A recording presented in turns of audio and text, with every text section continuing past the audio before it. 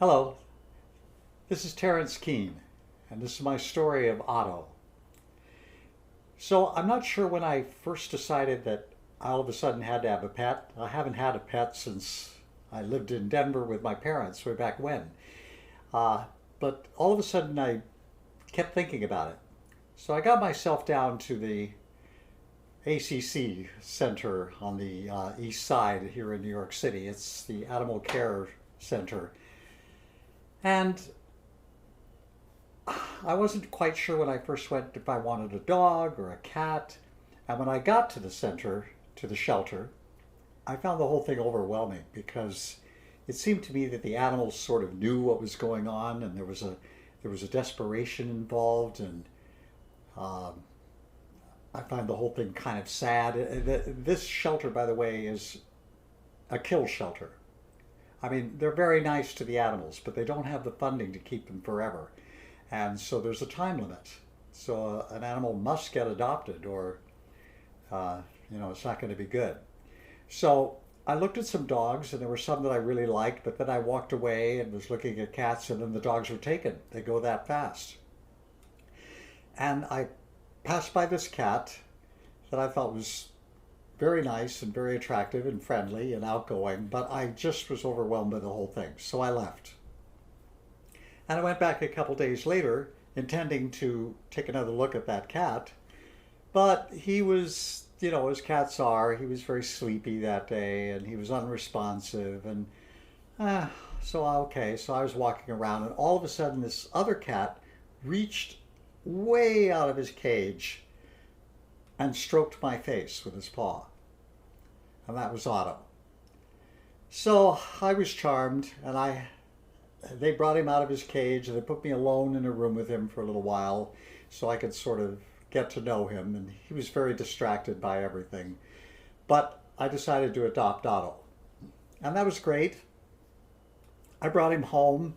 Uh, he was sweet, beautiful, a year old. But I then decided that I wanted to get the shelter out of him, so I determined to give him a bath. The woman at the shelter actually suggested it. She said, it's good to give them a bath once in a while. So I got the water the right temperature and I put him in, and he panicked and he bit me really hard on the hand and deep. And sure enough, within a few days, my hand was really sore and numb and infected. I had to go to the emergency room. I ended up spending overnight there and having an operation on my hand. It was a big drama. Cat bites are very dangerous things, as it turns out. All right, but that was really my fault because I gave him a bath and he panicked. But as it turned out, Otto had a biting problem, and he would bite me when I was walking around the apartment, or if he was laying on the bed with me, I might reach out to pet him and he'd bite my hand hard sometimes.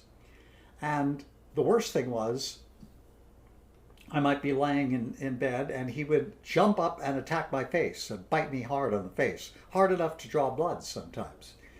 So that on top of the cat infection, this was not good. So I decided to take him to the vet, also because he was scratching himself, and he would scratch himself until he yelped. So I thought, what's going on here?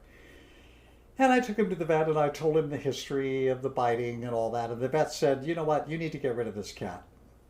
This cat is a danger to human health.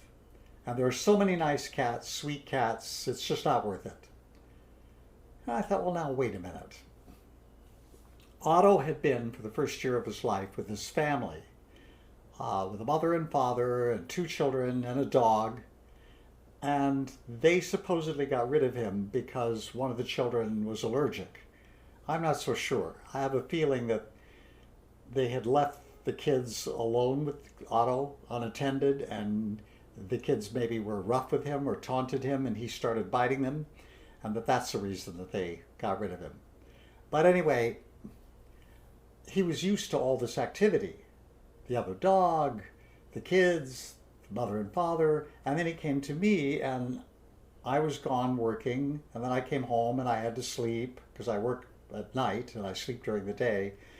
And so he was maybe frustrated that he didn't have enough to do. And so I thought, well, let me foster another cat and see if giving him some company solves his problem before I decide to get rid of him.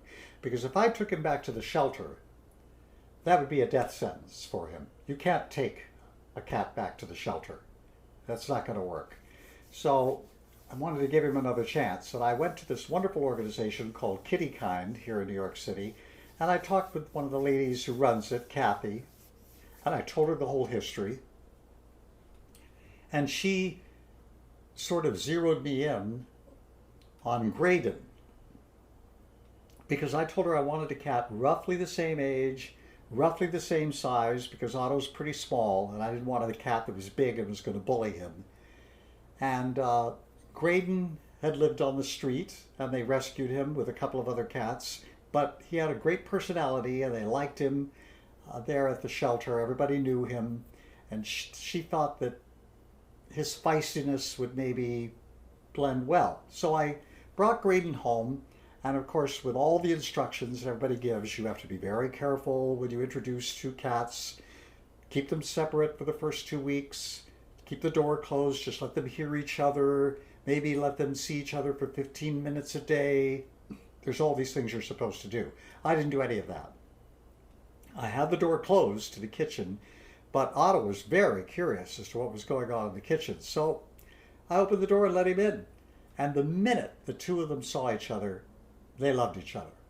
They just shyly went up to each other, and then they started playing, and it was great. And they've loved each other ever since. And Otto has no more behavior problems. He doesn't bite me anymore, never bites on the face. He's very happy.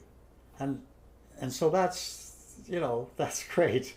We're a family, and I feel good because it all turned out so much better than anyone had predicted, and it all turned out happily for me and for Otto.